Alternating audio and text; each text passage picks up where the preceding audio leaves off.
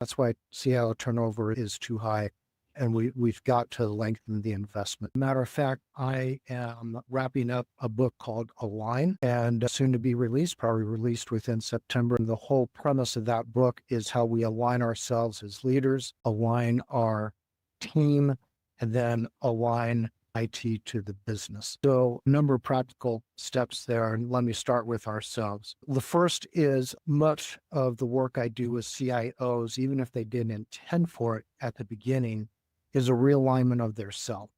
As they understand where the business is going and where they need to take the business, are they in the place where that is equal to their own identity within their capacity and a part of the leader that they themselves want to be? Because the moment that we're not leading out of our true self, and many are not, right? We lead out of the expected self. We run into frustration. That's why CIO turnover is too high, and we've got to lengthen the investment.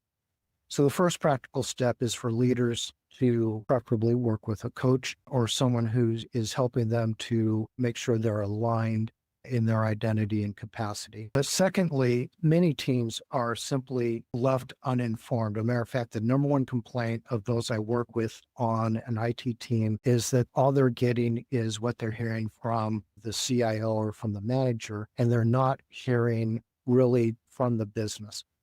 And so the second practical thing is there has to be much more and clearer communication from business level to IT and the team itself. What that fosters that the CIO is then able to leverage and maximize is an understanding of their fit and understanding what they're trying to accomplish.